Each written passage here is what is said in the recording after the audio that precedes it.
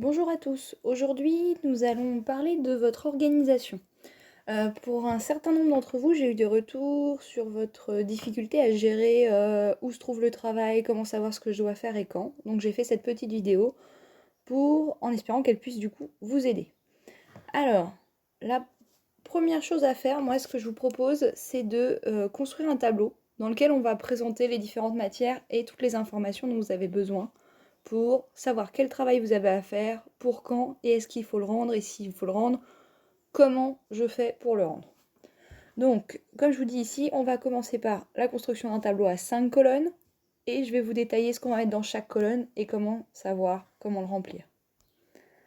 Alors, sur une feuille au format paysage, donc vous savez, quand vous prenez une feuille classique de classeur, elle est en format portrait, paysage c'est quand vous la tournez, et vous allez préparer un tableau avec 5 colonnes. Je vous conseille, avant de commencer à tracer vos colonnes, de regarder l'ensemble de la vidéo pour vous rendre compte de la quantité d'informations qu'il y aura à mettre dans chacune de ces colonnes. Donc dans la première colonne, je vous propose d'inscrire toutes les matières qui sont sur votre emploi du temps. Alors pour vous faire gagner un peu de temps, voici les exemples de matières que j'ai pu trouver sur les emplois du temps quand j'ai regardé. Donc bien sûr, français, mathématiques, histoire, géographie, langue vivante 1, langue vivante 2, le latin pour ceux qui en font, langue et culture étrangère, je ne sais pas si vous avez du travail sur cette matière ou pas, SVT, physique, chimie, techno, musique, arts plastiques, sport, voilà, si vous avez d'autres activités à la maison, c'est aussi le moment de les mettre dans ce tableau, par exemple pour ceux qui feraient de la musique, voilà, ça fait pas de mal, et au moins tout est mis au même endroit. Dans la deuxième colonne, vous allez mettre où trouver les informations. Donc, par exemple, vous avez 4 possibilités normalement au maximum pour la plupart d'entre vous. Soit c'est dans le NT, dans le cahier de texte ou par message, dans Pronote, dans le cahier de texte ou par message, dans le netboard, pour les élèves du collège de Nangy, il y a un netboard pour tout le collège et par classe du coup, et sur des sites internet pour certains professeurs, comme moi j'ai pu le faire, donc voilà. Je tiens à vous rappeler que, en ce qui me concerne, je vous envoie à tous mes élèves un message ainsi qu'à vos parents, à la fois sur le NT, sur Pronote, que j'ai rajouté dans le cahier de texte qu'il fallait aller voir sur le site internet, que pour les élèves de Nangy, j'ai rempli le netboard, et que ce netboard vous renvoie vers mon site internet. Donc ceux qui me disent qu'ils ont du mal à trouver les informations, ça me semble un peu compliqué parce que je crois avoir utilisé tous les moyens. Alors peut-être que j'en ai trop utilisé justement, mais normalement vous allez finir par vous y retrouver.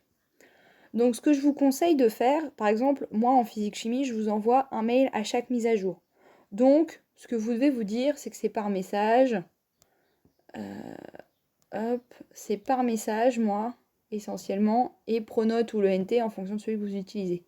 Et vous pouvez dire que c'est toujours sur mon site internet. Comme ça, vous savez où c'est. Ça, c'est ce qui est pour quoi. C'est uniquement pour le cas de la physique-chimie avec moi. Dans la troisième colonne, on va mettre à quelle fréquence le travail il est donné, et en précisant les jours si possible. Donc à quelle fréquence, c'est est-ce que vous avez du travail une fois par semaine, 2 fois par semaine, 3 fois par semaine?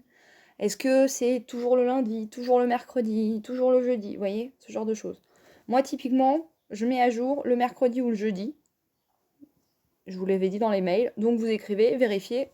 Alors, vu qu'on n'est pas, il n'y a pas urgence, si je mets le travail en ligne le mercredi, vous pouvez tout à fait vérifier dans la journée du jeudi. Pas la peine d'aller vérifier 40 fois le mercredi. D'accord? Je fais au mieux avec les moyens que j'ai, et vous aussi. On ne se surcharge pas non plus. Dans la quatrième colonne, il faut indiquer pour chaque matière s'il y a du travail à rendre, en précisant, si possible, les jours où ça doit être rendu. J'imagine par exemple quand on vous donne du travail le lundi en mathématiques et on vous dit il faudra que faut m'envoyer tel et tel exercice pour le jeudi. Et c'est peut-être toujours le jeudi. Après, si ça change tout le temps, c'est plus compliqué, on verra ça dans la colonne 5. Et aussi, ce que je vous rappelle, c'est le moyen pour rendre ce travail. Alors, au niveau du moyen pour rendre ce travail, il y a par message, mais on essaye d'éviter parce que ça surcharge quand même beaucoup le NT et Pronote. Après, si c'est un mail, c'est pas pareil. Il y a les casiers numériques, mais c'est pareil, à voir si vous arrivez à vous en servir. Et enfin, pour les élèves du collège de Nangy, il y a les sandbox. Donc, à voir avec chaque professeur ce qui vous a été dit. Vous l'indiquez ici.